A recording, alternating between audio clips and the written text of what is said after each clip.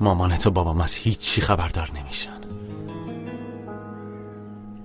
از چی خبردار نمیشن؟ نمیفهمم که چی میگی.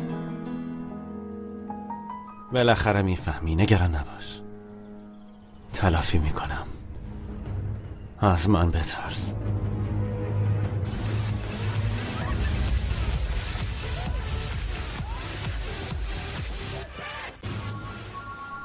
بترس از من. چطوری دختر؟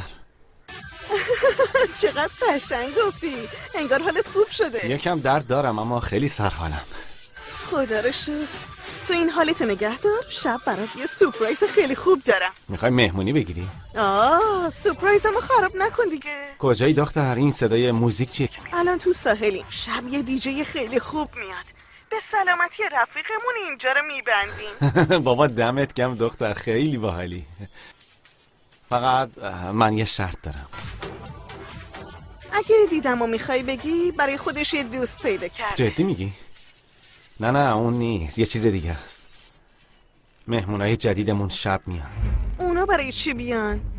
واسه چی میخوای بیاریشون علی؟ بعدشم من انقدر زحمت بکشم پارتی بگیرم که اونا بیان؟ آره دختر تو سرم یه چیزایی هست دیگه. واسه خوشگذرانی که نمیارمشون. گوش کن چی میگم.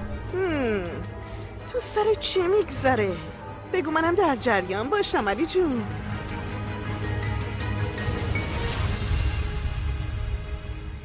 رانه خانم، رابطه بچه ها درست شد. فکر کردم دوست دارین بدونین. خوبه. راستی ازدواج کردین. تبریک میگم. بله یهویی شد. راستش ما میخواستیم به شما هم خبر بدیم. مهم نیست. ببینین رانه خانم جان، یعنی نمیدونم چطوری بگم، بین من و شما یه دلخوری پیش اومده که اصلا به نظرم بهتره فراموشش کنیم. این چیزا پیش میاد عزیزم. منم نباید درباره بچه‌هاتون بهتون نصیحت میکردم. خب راستش من نسبت به بچه‌ها یکم زیادی حساسم. همین. پس دیگه فکر میکنم مشکلی بینمون نباشه. درسته. روزتون بخیر. روز بخیر.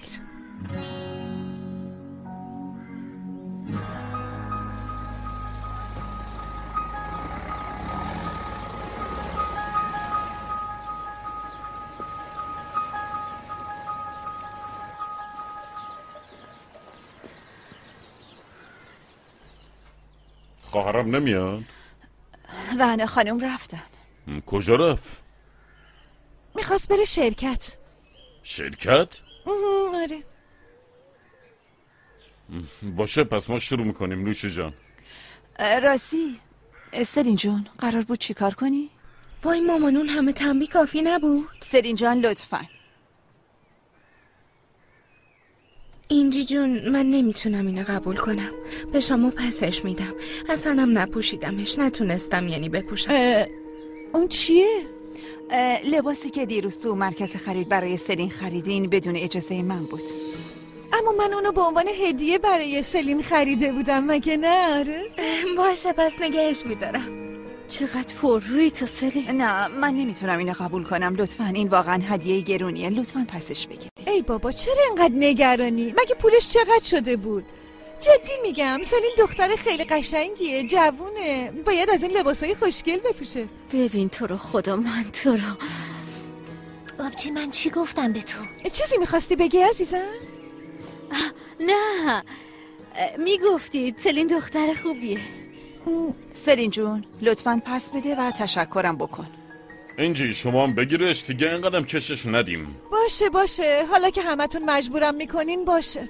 به نظر منم مجبور نکن خانم پرحرف. خواهر چیه؟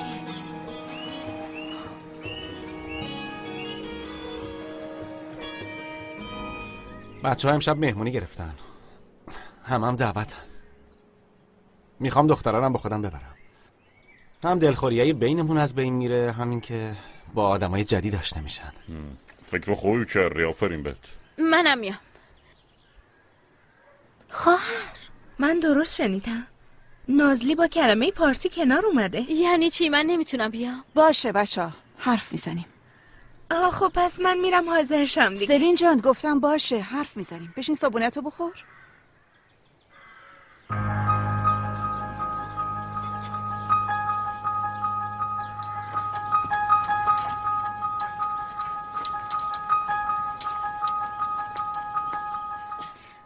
چی کار میکنی؟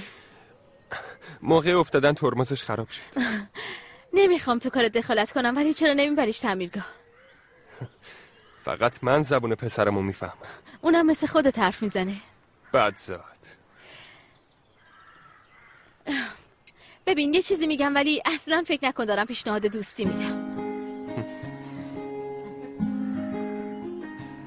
میدونی علی پارتی دعوتمون کرده، تو هم با من میای؟ خنده داره.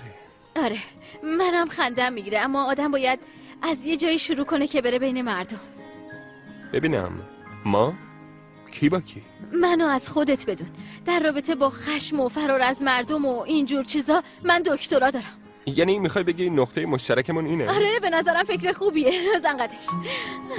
تو انتخاب کردی ولی من مجبورم. اما خودت نمیخوای. بهت گیر میدن، پشت سرت حرف میزنن، ولی بعد از یه مدت همشون عادت میکنن. آدما همیشه همین جوریه. خودت هم اینطوری قانع میکنی؟ خیلی سخت میگیری. زود باش بریم دیگه. تو زندگی جدیدت موفق باشی. حتی نمیخوای یه روز تاریخی باشه برامون؟ نمیخوام. پیشنهاد میکنم قدرت منو خیلی دست کم نگیری.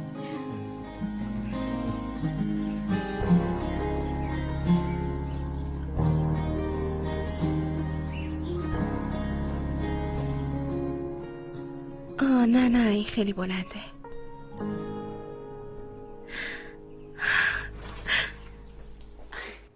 خیر باشه سلین خانم. یه کمکم کن. اینو ببین چطوره. وایسا ببینم.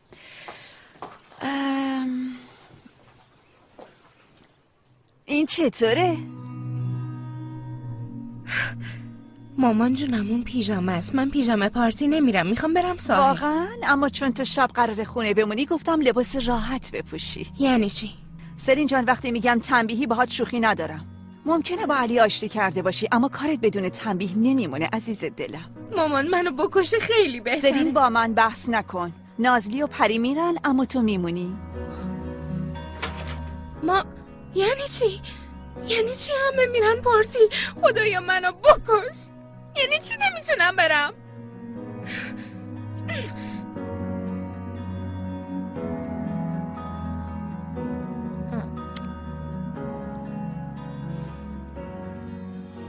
آها این دوتا با هم خوب میشن. تموم شد رفت. من فکر کردم این برای تمیز کردن شیشه است. چی داری میگی؟ این لباس خودمه. خواهر تو اصلا دامن نداری؟ چه دامنی دختر؟ بیرون از مدرسه من دامن نمیپوشم. خب امیدوار بودم که داشته باشی، اما فکر کنم هیچ وقت دامن نداشتی. خواهرم برای چی باید واسه لباسی که راحت نیستم پول بدم؟ خولم مگه؟ برو کنار ببینم. برو کنار. داری میری بین اون آدما، باید مثل اونا لباس بپوشی. برای اینکه برم تو جمعشون باید همه جامو نشون بدم. نرم که بهتره. نه اینجوری نمیشه. باید بریم کمد سلینو بگردیم. چی؟ کمد سلینو بگردی؟ آخه لباسای اون به من نمیخوره پری. من از پنجره میندازم پایین خودمو. مگه نمیخواستی تغییر کنی؟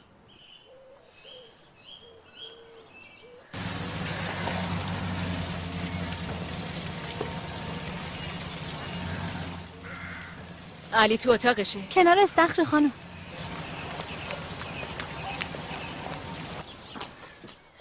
علی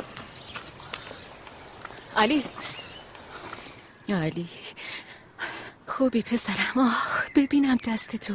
خوبم مامان جون، تو چطوری؟ دیوونه شدم وقتی شنیدم. از بس گفتم چیزی نیست دیگه خسته شدم. دیشب که زنگ زدی باور کن اینقدر کار داشتم نتونستم بیام پیشت. اشکال نداره، بابا اومد. از بیمارستان زنگ زدی؟ گفتم شاید اگه بشنوی همه چی رو به هم بریزی. آخه شما خوب بلدی همه چی رو خراب کنی.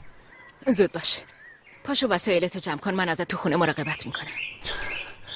چی؟ شنیدی چی گفتم علی؟ وسایلتو بردار بریم پیش من. دست درد نکنه.